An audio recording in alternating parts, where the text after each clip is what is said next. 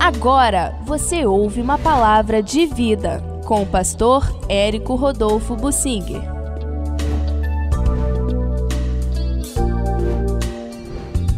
O que pedir e a batalha espiritual.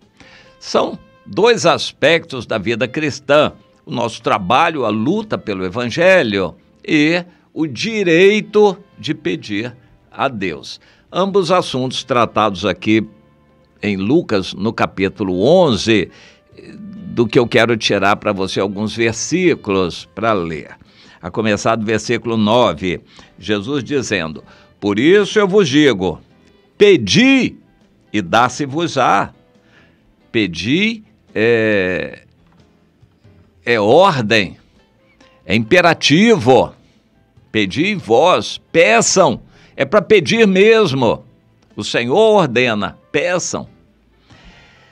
E pedi e dá-se-vos-á, buscai e achareis, batei e abrir-se-vos-á.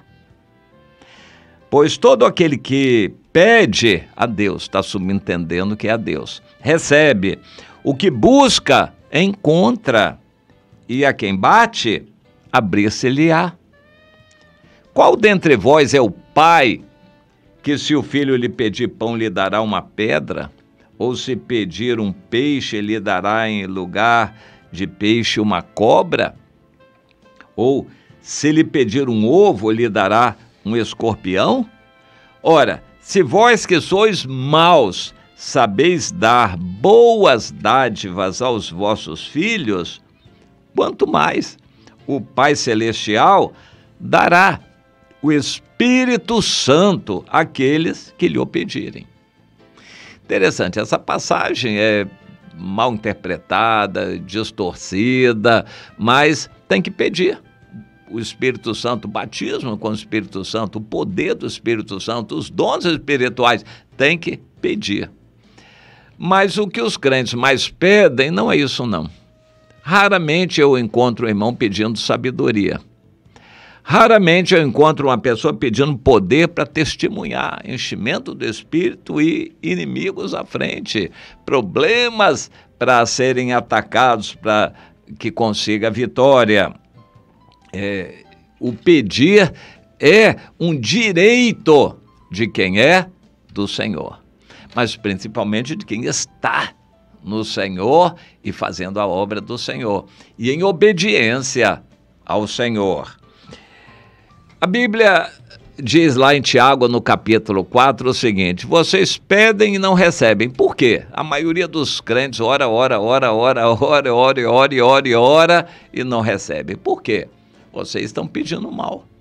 Estão pedindo para satisfazer o eu de vocês, para vocês estarem se refestelando, esbanjando as coisas que Deus dá em satisfação própria. A maioria das pessoas pede em benefício próprio. Abençoa minha família, meu dinheiro, minha comida, minha saúde, minha casa.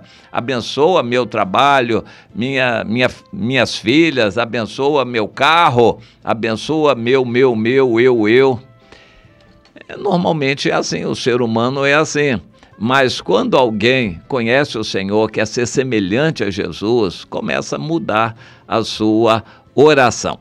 Existe um aspecto interessante que é tratado pelo Senhor Jesus, aqui, logo a seguir, que é o nosso combate contra o inimigo. Jesus expulsou um demônio e os judeus, fariseus, o acusaram de ter parte com Belzebu, que para eles era o chefe dos demônios. Tem uma história um pouco interessante na origem desse termo Belzebu. Vem lá de Baal-zebub, o deus das moscas, e enfim. Na época de Jesus, eles consideravam um demônio poderoso, o chefão dos demônios. Então Jesus estava expulsando demônios porque ele tinha parte com o Belzebu. E então Jesus foi explicar: olha, a coisa não é bem assim não. Na verdade, vocês estão dizendo que Satanás é bobo, que ele luta contra ele mesmo. Ele não luta contra ele. Tudo que é de Satanás no mundo não luta contra o restante. Não, Satanás não luta contra ele mesmo. Ele luta contra nós. E então, se eu expulso o demônio por Beelzebu, então o reino dele está dividido, mas não é assim. Na verdade, eu expulso pelo Senhor, e aqueles que andam comigo também expulsam demônios pelo poder de Deus. Agora, se isso é realmente assim, então vocês saibam que o reino de Deus é chegado até vocês. E eu vou dar um exemplo. Quando um valente, bem armado, segurança, vigia de banco, um segurança de uma loja, vigia noturno, ou uma pessoa destacada para proteger um estabelecimento, quando essa pessoa bem armada guarda a sua própria casa, ficam em segurança todos os seus bens. Mas sobrevindo, porém, um mais valente do que ele, vence-o, tira-lhe a armadura em que confiava e lhe divide os despojos. Toma, é um arrastão, toma aquilo que o valente estava guardando. Então ele diz, olha, quem não é contra mim, quem não é por mim é contra mim. Quem comigo não ajunta, espalha. Ou seja, não tem confusão não. Reino de Deus para cá e reino de Satanás para lá, reino das trevas para lá. Nós estamos numa guerra espiritual. E nessa guerra espiritual tem que identificar quem é o valente, o demônio. Jesus estava subentendendo esse demônio. Quando o demônio está guardando uma casa, você tem que vencer esse demônio. Primeiro tem que discernir que tem demônio ali. E é com uma vida de oração e pelo Espírito Santo. Mas se você não liga para pedir o Espírito Santo, você nem vai saber que tem demônio. Depois que você identifica, tem que lutar, expulsar o demônio. E aí tem que ter poder de Deus em oração que você busca. Esse poder de Deus para expulsar o demônio que está vigiando, guarnecendo aquela casa, para que você possa tomar aquela família. Há muita gente que pensa que evangelização é uma coisa ingênua. Vamos falar de Jesus. A pessoa não aceitou porque ele não ouviu ainda falar de Jesus. Então vamos explicar Isso é brincadeira. Evangelização não é ingênua. Ela está debaixo de uma batalha espiritual que se trava no céu. Quando você quer evangelizar uma pessoa, tem um monte de demônios ali querendo impedir, atrapalhar. Demônios que passam com pessoas amigas para distrair a pessoa que você está evangelizando, um carro que passa do lado ali fazendo perigo, alguma coisa que acontece naquela hora para distrair a pessoa que você está evangelizando.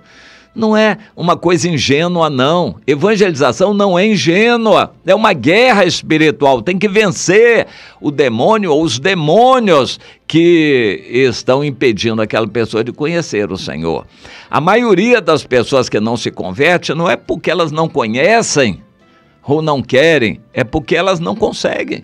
Estão amarradas por demônios, estão impedidas, elas não têm força para saírem de onde estão e tomarem uma decisão pelo Senhor. Você tem que lutar com elas. Evangelização inclui se encher do poder. Jesus diz, vocês evangelizem o mundo todo, mas primeiro você tem que se encher do poder. Fiquem em Jerusalém, até que sejam cheios de poder, para vocês conseguirem libertar as pessoas dos demônios que estão amarrando, para que elas possam ouvir a palavra e serem evangelizadas e serem trazidas. O trazer alguém para o evangelho é uma guerra espiritual, não é uma brincadeira e nem uma questão de informação. A pessoa não veio porque ela não sabe ainda, nunca ouviu o evangelho. Então, quando ela ouvir, ela vai querer. Não é assim, não. A pessoa não veio porque há demônios que impedem. Esses demônios também não vão desistir. Quando a pessoa tomar a primeira decisão, eles vão continuar, a razão pela qual a gente tem que discipular logo nos primeiros dias, acampar com aquela pessoa nas primeiras semanas, para não dar margem a Satanás de agir. Se a gente evangelizou, libertou a pessoa e ela foi trazida para o evangelho, nós temos que continuar discipulando nos primeiros dias, nas primeiras semanas, para fortalecer a pessoa, ajudá-la. Sozinha, ela não resistirá ao assédio dos demônios que estavam com ela antes. Ela precisa de ajuda. Portanto, evangelização não é uma brincadeira de falar de Jesus. É uma guerra espiritual em favor de uma pessoa que precisa ser liberta para ela querer o Senhor e então precisa ser ajudada nessa guerra espiritual. Essa guerra espiritual se trava com oração. Se você não tiver uma vida de oração, não vai conseguir evangelizar ninguém. A maioria dos crentes hoje não consegue evangelizar ninguém. É triste. Mas precisa ter uma vida de oração. E quando você tem uma vida de oração, aprende a pedir a Deus. O que a gente precisa pedir a Deus?